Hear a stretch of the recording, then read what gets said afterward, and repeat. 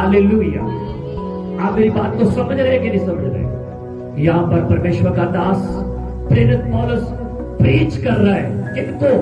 परमेश्वर के दासों को, पास्टरों को सिखा रहा है। जितने पास्टर्स मुझे देख रहे हैं वो आपसे भी बात कर रहे हैं, मुझसे भी बात कर रहे हैं। हालेलुया। कहते हैं अपने झुंड की क्या करो।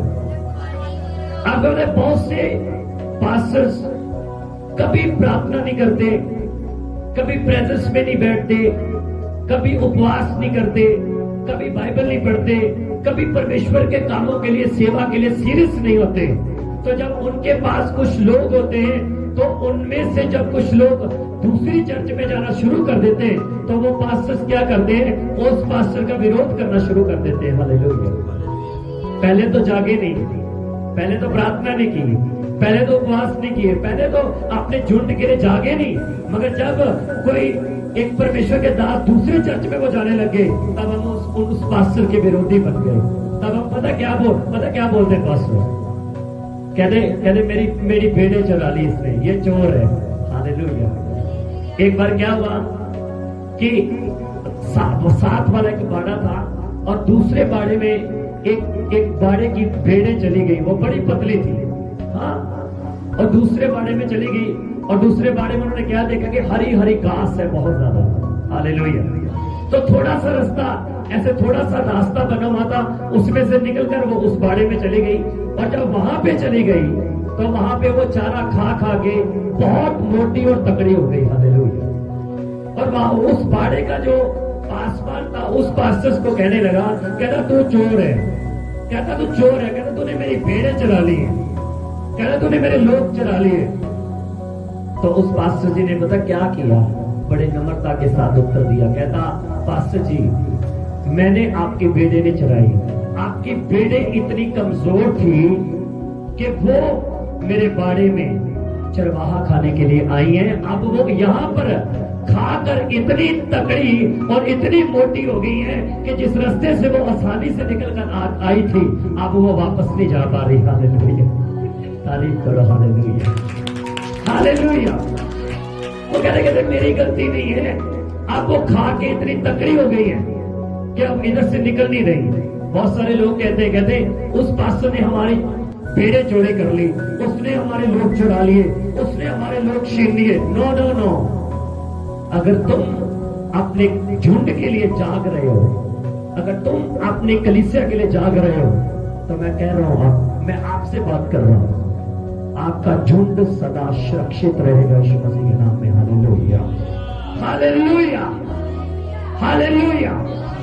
इसलिए प्रेरित पौलुस क्या कहता है? कहता अपने झुंड की क्या करो।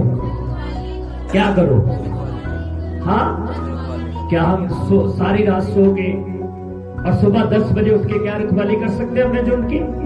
हाँ, बोलो, क्या कर सकते? कभी नहीं कर सकते। हालेलुया। हालेलुया। तो परमेश्वर का दास पौलुस क्या कह रहा है? कहता अपने झुंड की क्या करो। कहता सुरक्षा करो अपने झुंड की। बाद में किसी को मत बोलो कि उसने मेरी भेड़ें चुरा ली, उसने मेरी कलीसिया ले गया, वो मेरी भेड़ें चुरा के ले गया। नो। तुम अपने लोगों के लिए क्या नहीं कर रहे? जाग नहीं रहे।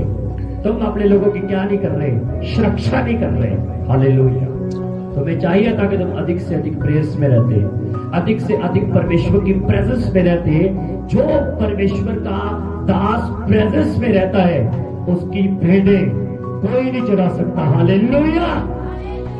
तारीफ करो जोर से। हालेलुया। हालेलुया। हालेलुया। आगे पढ़ेंगे क्या कहते हैं परमेश्वर के दास। पढ़े।